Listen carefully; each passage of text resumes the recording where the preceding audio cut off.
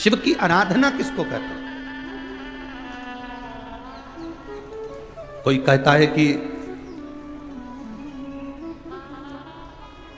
क्यों भटक रहे हो, क्यों जा रहे हो यहां वहां।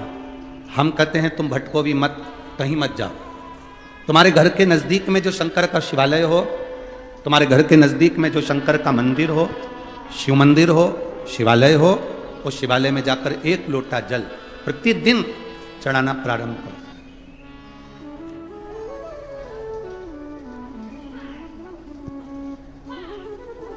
जो प्रतिदिन भगवान शंकर के मंदिर में एक लोटा जल समर्पित करता है, उसका हाथ महादेव पकड़ लेता है, फिर ऐसे ही नहीं छोड़ता, उसको मंजिल तक पहुंचाकर छोड़ता है।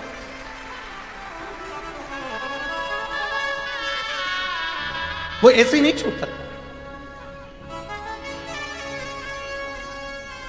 आपने अगर उस पर भरोसा करा है, हां थोड़ा कष्ट हो सकता है, थोड़ी तकलीफें आ सकती है, थोड़ा दुख आ सकता है। जिंदगी में थोड़े थोड़े तकलीफें हर मनुष्य के जीवन में आती है। कोई संत, कोई साधु, कोई गुरु, कोई ब्राह्मण, कोई बहुत बहुत बड़ा महाराज भी अगर तुमको कह दे कि उसकी जिंदगी में दुख नहीं है, तो समझ लेना कि झूठ बोल रहा।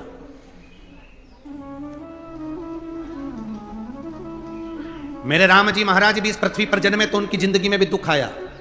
मेरे भगवान कृष्ण भी इस पृथ्वी पर जन्मे तो उनकी जिंदगी में भी दुख आया। माता जानकी भी इस पृथ्वी पर प्रगटी तो उनकी जिंदगी में भी दुख आया।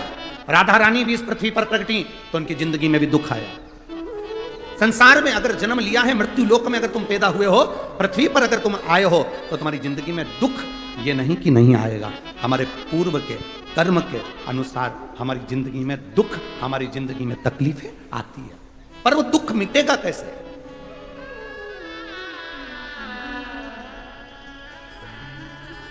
राम जी का दुख कैसे मिटा था? राम पथ गमन में जहां जहां चलकर देखो, चलो आपके पास में है पंचवटी,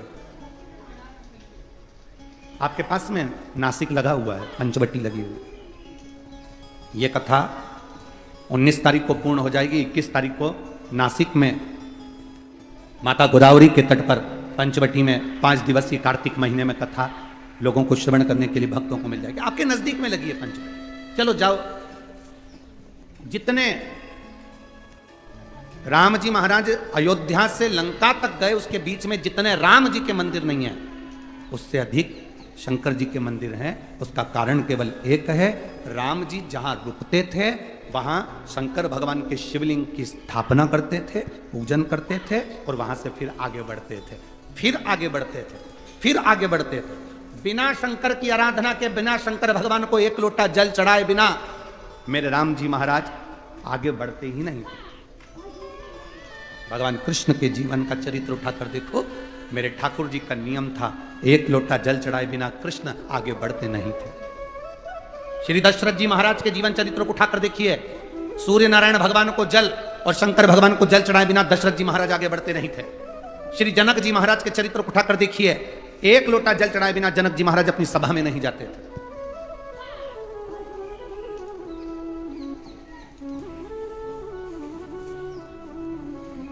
थोड़ी जिंदगी में तूफान आते हैं, कष्ट आते हैं, दर्द आता है, तकलीफें आती हैं, पर तूफान आता है तो पता चलता है ना कि मजबूती कितनी है। अभी पता चला, चला कि नहीं चला? अरे बोलो तो जम के, पता चला ना कि मजबूती कितनी है। ये हवा चलती है, तूफान आता है, तब पता चलता है मजबूती कितनी है। उसी तरह दूसरे धर्म के लोग तुम्हें डिगाने के लिए आगे बढ़ते हैं, पर तुम्हारे भीतर का सनातन धर्म दिखा देता है कि मजबूती कितनी।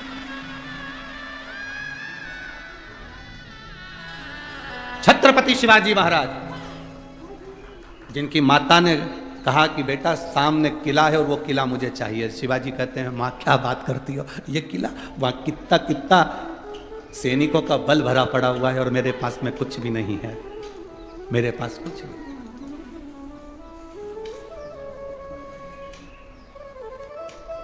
जीजाबाई के शब्द जब श्रवण किए,